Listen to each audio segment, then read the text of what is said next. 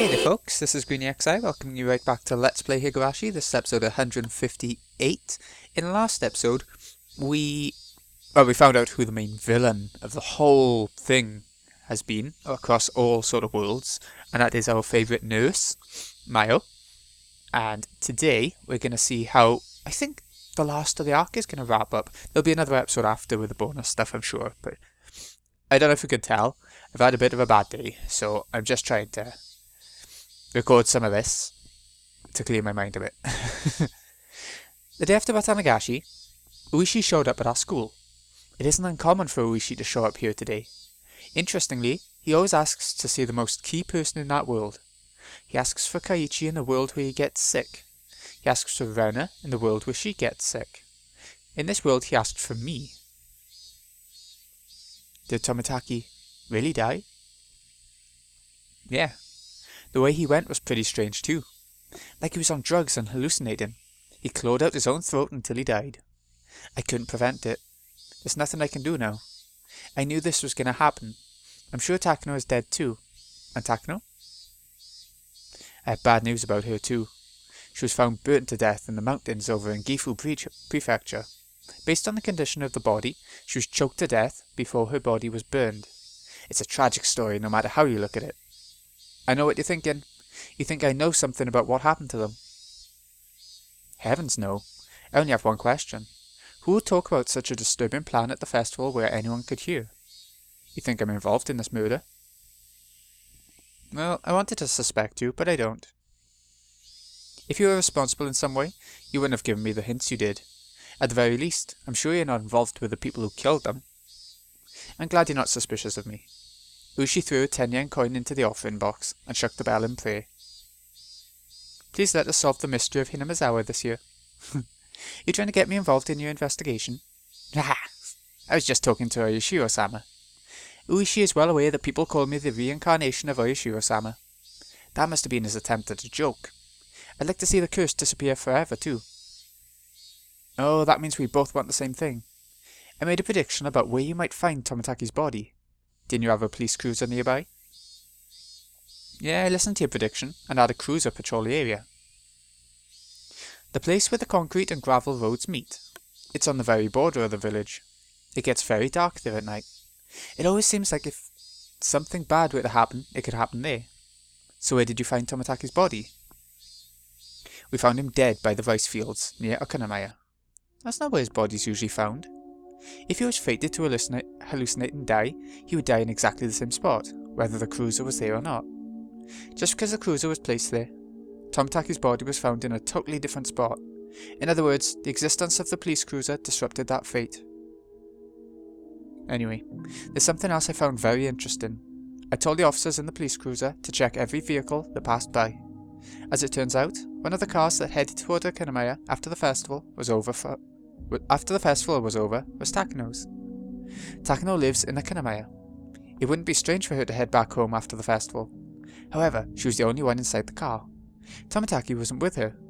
Tomitaki always comes to Hinamizawa on his bike. Then she could have loaded his bike in the trunk and given him a ride. But he was not with her. However, his body was found among the rice fields near Okanamaya, past where the police cruiser was patrolling in Hinamizawa. What are you saying? There's no way he could have biked through the dark woods to avoid the police cruiser. He somehow took the road without being noticed by us. Fude-san, can you tell me what you know about the relationship between Tomitaki and Takano? They're dating. That's all I know. I find it hard to believe that Takano would drive back home alone in the dark without her boyfriend. What if she had Tomitaki in her trunk, and she was planning to dump his body in the woods? But because the cruiser was in that area, she had no choice but to pass by, and dump him on the side of the road. Both Tomitaki and Takano were sent here from Tokyo. I have no idea what their real identities are. I can't say that Takano had no reason to kill Tomitaki. However, I've never considered that possibility before in my life. Takano killing Tomitaki? But why? I can't think of any reason. Nothing comes to mind, and it's hard to imagine Takano was cornered to the point she had to kill him. In fact, it was more plausible to think she was enraged when the lovesick Tomitaki acted cold towards her and she strangled his neck. I never really thought they suited each other. Nah, and don't mean to insult Tomitaki-kun, but I thought Takano-san was way too smart for him. Have you heard of any rumours that she was trying to use him for anything? None. But I can ask around. I'll let you know if I find out something. Thank you very much. I'm just glad that the reincarnation of Oyashiro-sama is on my side. But even the reincarnation of Oyashiro-sama couldn't solve this mystery for over 100 years. But you said Takano was killed too. How can she be the culprit? Well, it's because you leaked me the information. I mean, the prophecy. Without that, I'm sure I would have just believed that both Takano and Tomitaki were the victims of the 5th year's curse of Oyashiro-sama. I feel like it's different this time. Maybe as though this is someone trying to make the curse of Oyashiro-sama happen. Do you really think that Takano-san's the culprit? Basically, this is what Oishi is trying to say. They're not both victims. The culprit is also pretending to be a victim. This is really hard for me to believe. I can't think of any reason why Takano would do something like this. Oishi only feels this way he does because he doesn't know her as well as I do. For another thing, how can he explain that Takano's body was found? Didn't the police in Gifu Prefecture identify the body? For child corpse, the easiest way to identify them is by their dental records. Although, according to the old man of forensics, they're still not 100% sure. And besides, there's a contradiction with the estimated time of death. It just doesn't make any sense. What do you mean? Well, the test results show that she was dead on the night before the festival. Apparently, they inspected the contents of her stomach and such. But at the time of testing, they already had information about Takano. They knew that she was at the festival that night, and realised that the test results didn't match up. So they just dumped the results and decided to take the dental records alone. These things do happen every once in a while. However, if Takano really is the culprit, this body might belong to someone else. Is it possible to do something like that? When a body is burnt, dental records are the only way to identify it. This might sound too much like a mystery novel, but what if, for example, someone faked Mayu Takano's dental records? If they were skillfully forged, we could have the wrong ID. Anyway, the Gifu Police Department has made up their mind that the body belongs to Takano. Within police departments, we sometimes have issues with false test results. That's how most false charges are made. It feels to me like this is one of those times. Do you think Takano's alive? Since last night, both Mayu Takano and her car have gone missing. If that body found in Gifu isn't Takano, this is going to be very interesting indeed.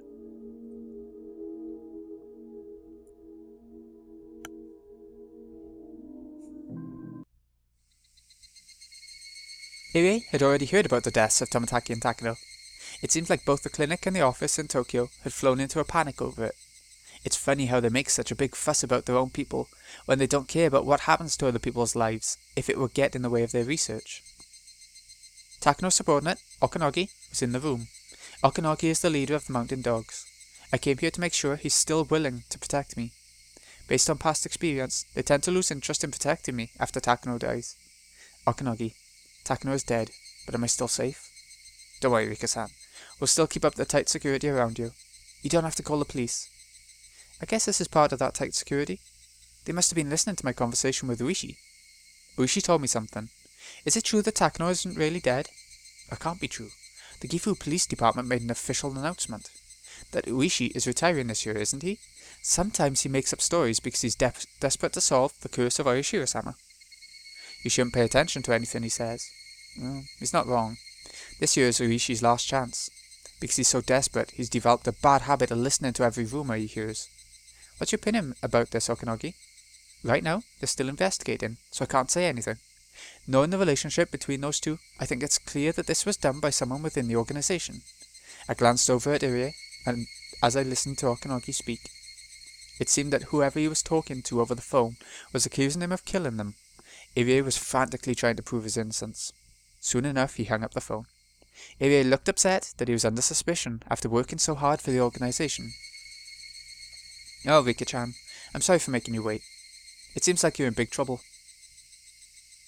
Just as you heard. It sounds like there's some big conspiracy behind their deaths. People in Tokyo think that I'm the one who's pulling the strings. Good grief, I have a lot of questions as to how they figure that. I rarely ever saw Irie get so emotional. He must be feeling as though all his effort is being repaid with injustice. However, it's a fact that Irie was trying to fight against the budget cuts and downsizing of his research team. Tokyo's thinking that could be his motive for killing them. In any case, everyone in the organisation is suspicious. I understand how scared you must feel. The people who attacked Takano-san and Tomitaki-san could be after you too. The people in Tokyo are also concerned about that. We got the order to tighten up your security. Don't worry. I'm very relieved to hear that. This was the first time the mountain dogs had ever tightened up my security. They usually become so busy keeping tabs on Irie after Tomitaki and Takano's deaths that they end up ignoring me. Even though they're dead, I'm still in a pretty favourable situation. So do you have any idea who killed them? People in Tokyo are investigating that now. Based on the situation, it's clear that this was done by someone within the organisation. I guess I'm the prime suspect. You're the only one who could kill Tomitaki like that. That's not true. The people in Tokyo are discussing the possibility, or the possible use, of H173, but that drug was destroyed when the research was cancelled. It's impossible. However, they have no choice but to suspect you in this case. Mr. Tomitaki even took a vaccine before he came here, but he still got infected. It must just be an extremely unlikely coincidence. Anyway, it's just impossible. Irie is usually a very calm person, but once the people in Tokyo start suspecting him, he often loses his mind. Do you think Takano might be the culprit? She's someone within the organisation. Takano-san? No way. But as he spoke, Irie also started to realise that everything could be explained if Takano was the culprit. But I don't know how to persuade him that it's the truth. More than anything, people want to hear a motive. Not who did something, but why. Knowing that probably isn't as important as it sounds. After all, you never know the motive unless the suspect talks. Guessing about the motive is just a waste of time. In other words, it's stupid to assume that Takano isn't the culprit just because I don't know what her motive is. Rika-san, you can't say something like that without any proof. She was very nice to you. How can you suspect her after that? Upon hearing me be ungrateful towards his boss, Okanagi flashed me an unpleasant smile. It's true that Takano was very nice to me. It might be disrespectful of me to suspect her. However, I still can't trust her completely yet. Perhaps I've developed the same bad habit as Uishi. Am I believing every crazy theory I hear just because I'm desperate to escape from my fate? In any case, something bad's going on around here. We'll need to be careful. Don't worry. We've received an order to tighten up your security too. Irie smiled bitterly. For him, their protection wouldn't be too different from stalking. Rika-san, make sure that you don't give up too much information to the police. I think you understand, but he could create a problem if you talk to them about our secrets. He was implying that he'd have to kill anyone I talked to. This isn't the first time they've warned me about this. It's just, what if Takano really is the culprit? If she is, then Okanagi is almost certainly involved too. Then it would make sense that he wouldn't want me to suspect Takano. But that would be horrifying. If Takano was my enemy, then the mountain dogs were too. This whole clinic is a lion's den. Irie is just a researcher, so he probably wouldn't know what's really going on. The more I thought about it, the more confused I got. Why would Takano do something like this? I thought I'd just convinced myself that the motive shouldn't even matter, but I can't stop thinking about it. Is Takano really behind it all? Am I really as crazy as Uishi just because of how badly I want to solve this mystery? Perhaps. The mountain dogs are more like wolves looking after a flock of sheep. I've lived for over 100 years. I never once found out who killed me, and I stayed close to the Irie Institute so that they'd protect me. What if that was my big mistake? Well, I'm sure that Irie has no bad intentions. In many lives, I got to see just how genuine his feelings are. I can trust him. However, he's not really reliable. Okanagi glanced over at me. He smiled and told me not to worry, but I noticed an evil glint in his eyes. It's possible that I have Hinamazawa syndrome, and that was just a hallucination. I don't understand anything. I don't even know who my enemies are anymore. There's no point in thinking about this any longer. I have to only trust who I know I can trust for sure. There are only a few of those people though. Irie, Uishi, and my friends. If Okanagi is on Takano's side, he will be watching me very closely. If I started accusing Takano of anything, who knows what they'd do to me. When this world first began, I thought I had no time left. But that wasn't true. The number of things that happened in just 2 weeks was immense. I probably only have a few more days left until the day of my death.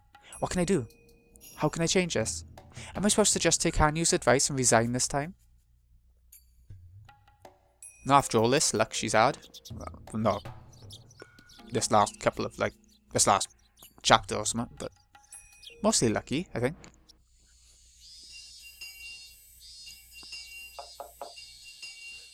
Sorry if you can hear my phone now and again, it's pretty important. Yeah, she's been missing since the night of Watanagashi. Could it be the curse of Oyashiro-sama? It's freaky that this has happened 5 years in a row now. Hinamazawa is a small village. Rumors spread fast here. Besides, she's Mion Sonzaki. She would have found out about this yesterday, even if the police were trying to hide it. My friends were all talking about the mysterious death of Tomitaki and the disappearance of Takano. People in this village are very superstitious. No matter what happens, they conclude that everything is the curse of Oyashiro-sama. The past incidents don't matter to me either way. All I'm interested in is the current one. The culprit of the case will probably kill me too. 2 days have passed since Watanagashi. Today is Tuesday, June 21st, 1983. At the earliest, I'll get killed on the night of the 22nd. That is tomorrow night. The day of my death is always different. I always end up getting killed, but the day when it happens varies. I guess the culprit has their own reasons for that. There's only one thing I'm sure about. Based on my experiences, I'll live for sure until tomorrow night. After then, I have to live with the fear of getting murdered at any moment. Still, there's no real reason to be afraid. When I wake up, I'll be in a brand new world again. I can never remember how I'm killed. That's why I'm not that afraid of the killing itself. I'm just frustrated that my life is about repeating the same things over and over like a broken record. However, at present I'm frustrated. My classmates just expect that their peaceful days will continue forever. But I couldn't feel that way. I feel frustrated and full of sorrow, as I really don't want to die. It's tomorrow night. Are you ready, Rika? How foolish of you to even ask. What makes it look like I am? Hanyuu was trying to warn me that I might get killed tomorrow night. As though she already knew it was going to happen for sure. You worked very hard, Rika. This life's Watanagashi was the best festival I've ever had. Didn't you feel that way too? It was fun. It really was fun. Sadako has band-aids all over her face, but everyone was there together and we kicked up a storm. I want this world to continue forever. I can't accept that this world is going to end tomorrow at the earliest, and within 1 or 2 weeks at the latest. I'm sure your next life will be just as fun. So this world is over and done with. This is such a happy world, but it's just going to end like that. All my friends are alive and happy. Keiichi doesn't feel alone, and Rena's family is happy too. Mion and Shion are getting along, as well as Shion and Sadako. The issue of Sadako's uncle is resolved, and she's no longer treated coldly by the other villagers. This is the best world I've ever experienced, but this world is going to end. Rika, you think of yourself as a normal person too often, when we're both special beings. Every child wants their birthday party to continue forever, but the party always ends. That's why children always wish for their enjoyable moments to continue for all time. But that doesn't mean they'll grieve over a party that's ended. Once they sleep, another day will come for them. Something wonderful will happen again. No one disappears like Cinderella once the party's over. What a way for you to describe my view on life. Like a child who's crying because she doesn't want to leave the party. But there's no need to feel that sad, is there? There'll be another party again soon. You still hate to go through another death, but it's only like sleeping for a while, isn't it? Hanyuu, don't you want to see what lies beyond June of 1983? I would be lying if I said I didn't. But I'm more concerned about you being consumed by that thought and getting hurt because of it. You just don't understand. Without you, I'd have to live for such a long time without anyone to talk to, and I'll only be able to stare at the festival without being part of it. No one will be able to see me. No one will be able to hear me or talk to me either. Do you have any idea how miserable and lonely that will be? But I finally found you, Rika. I can't survive without you anymore. But I can't just die like you can, either. I'll have to live alone until the end of time. I'll have to be alone until someone like you shows up again. I don't want that. I can't stand the thought of it. Hanyuu. Rika, please take back that heartbreaking promise you made. I don't want you to give up if this world doesn't work out for you. Hanyuu, I'm sorry. I'll have to think about it for a while. I want to do what I can until the end. When that happens, I can decide what to do. If I think there's still some hope, I can go on living. But if I feel desperate enough, I can just give up. It might not ultimately be a bad thing to repeat June of 1983 over and over. Perhaps I might be blessed with another fortunate life someday. Hanyuu nodded with a little satisfaction after hearing that, sensing that my feelings were starting to lean the way she wanted them. What's up, Rena? You plotting to take Rika-chan home with you? Hey, Keiichi-kun. Don't you think that Rika-chan seems to be feeling down? I don't know. She might still be tired from doing the dedication dance at the festival. Rika-chan was sitting all by herself, wearing a sad expression. I'd said she might still be tired from the festival, but that wasn't really how it looked. Sadako-chan's free now, so I thought she'd have a spring in her step, but she's been acting weird since yesterday. I wonder if something's going on. Sadako's issues are all settled now. There shouldn't be anything that's troubling her anymore. We thought Sadako and Rika-chan might not be able to live together if they found a new guardian for Sadako, but that problem is almost solved. Either the Sonzaki family or the Kimiyoshi family will become her guardian. Mayor Kimiyoshi is already Rika's guardian. If the Sonzaki family gets custody, Sadako will officially become Shion's little sister. Anyway, I had no idea why Rika-chan was acting so upset. I think we should ask her what's going on. I don't want her to think that we're insensitive. But I guess you can ask her, I guess. So you're saying that it's okay for me to be insensitive? Then I laughed and stuck her tongue out at me. I walked up to Rika-chan and struck up a conversation. Perhaps something is still troubling Sadako, we just don't know what about it. If that's the case, we need to help her. You don't look so good. Is anything weird going on? Oh, Keiichi. Rika-chan had been daydreaming, and it took her a while to realize that I was talking to her. Do I look upset or something? Kind of. Is anything the matter? It took her a while to answer. Such a long silence had to mean yes. Keiichi, there's a poem that I want you to listen to. Don't ask me who wrote it. I just want to know what you think. Alright, let me hear it then. Rika-chan closed her eyes and recited a short poem. It went something like this. Everyone has the right to be happy, yet it's so hard to receive. Everyone has the right to be happy, yet it's so hard to fulfill. I have the right to be happy, yet it's so hard to compromise. That's a pretty interesting poem. Did you write it? Oh, I'm not supposed to ask that, huh? No, you're not. What do you think after hearing it? Everyone has the right to be happy, yet it's so hard to receive. I understand that. Everyone does have the right to be happy, but that doesn't mean that everyone can receive that happiness. Everyone has the right to be happy, yet it's so hard to fulfill. This one's a little harder to understand, but exercising that right probably refers to the process of finding happiness. Everyone has the right to work hard for their happiness, but it's not that easy for that work to bear fruit. I have the right to be happy, yet it's so hard to compromise. I guess she's trying to talk about compromising your happiness. There's no limit to human desires. You can never stop wanting more. That's why people need to make compromises on their happiness. At least that's how I understand it. If she was trying to say that she should be satisfied with what we have, it sounds like a positive statement. There's also a negative tone to the way it's presented. I think this poem is reflecting the feelings of the writer. I think so too. So what else did you think? She wouldn't admit it, but I'm sure Rika-chan's the one who made that poem, and it's reflecting on how she's feeling. I'm not that smart, but even I can understand that. I thought it was a sad poem. Sad? I understand the first two lines. Everyone has a right to be happy, but not everyone can become happy that easily. I think those lines are describing the difficult parts of our lives. But the last line's different. Making compromises is the same thing as giving up. The writer of the poem has given up on their happiness, compromised with reality, and trying to convince themselves they're happy. Trying to convince themselves they're happy, you say? With plenty of regrets too. Everyone can become happy with enough effort, but she thinks that she can't. The poem reflects her hopelessness. It's very sad. Then Keiichi, what do you think she should do? She shouldn't give up. She shouldn't give up? The writer of this poem already knows how she can be happy. It's something that she deserves. She's been thinking about how to become happy for a long time. If she really wants to be happy, she shouldn't give up.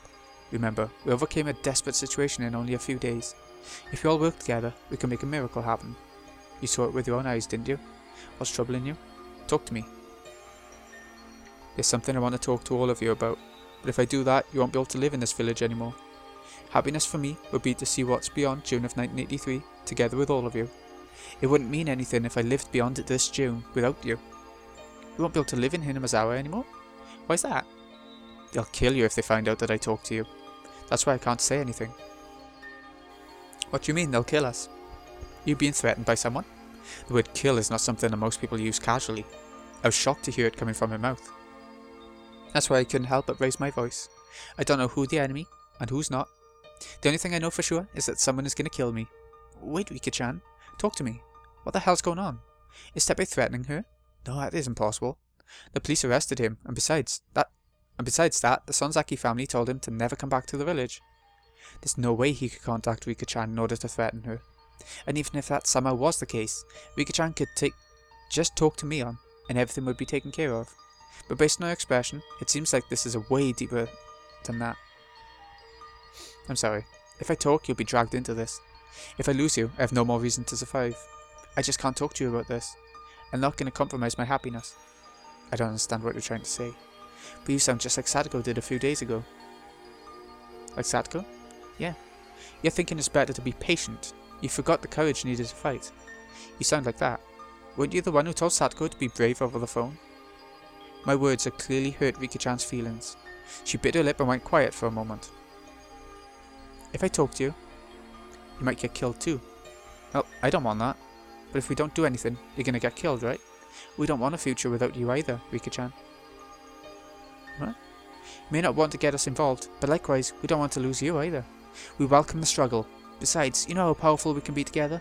I'm sure we can solve anything if we all work as one. Not even our combined strength can solve this problem. You don't want to talk to us because you don't want to drag us into it, right? So what you're saying is that you want to die without telling us anything? I guess that's what I'm saying. Don't think that being patient is the same as being brave. Remember the courage to fight. You can talk to me anytime once you organise your feelings. We'll help you. You can count on us. Thank you.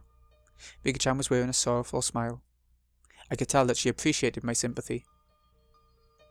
I don't know why, but Rika-chan's troubled by something. It's a matter of life and death for her. She can't even talk to us about it. At the very least, she won't talk to me. How was it, Keiichikin? Is Rika-chan troubled by something? That doesn't happen very often. Satko, this is gonna sound strange, but is there any chance that someone is threatening Rika-chan's life? What? What in the world are you saying, Kaiju-san? Rika-chan is the village mascot. People worship her. No one would ever try to kill her. What's this? Whoop. Get. There we go. What are you guys talking about? The more I talked to my friends, the stranger it seemed that someone would try to kill Rika-chan. Everyone was even more confused than I felt. Rika-chan didn't talk to me about what's troubling her, but I'm sure there's something very serious going on with her. If she really trusts us, I'm sure she'll talk to us soon. Let's believe everything she tells us if she opens her heart. Okay? We all looked at each other and nodded. Oh, okay. I thought this was going to be the last chapter part, but nope. We've got more to come. But that's the end of the chapter, right? Yeah. Another discoloured notebook. Go up, and the achievement number 34. Number 34? That's in the diary, right?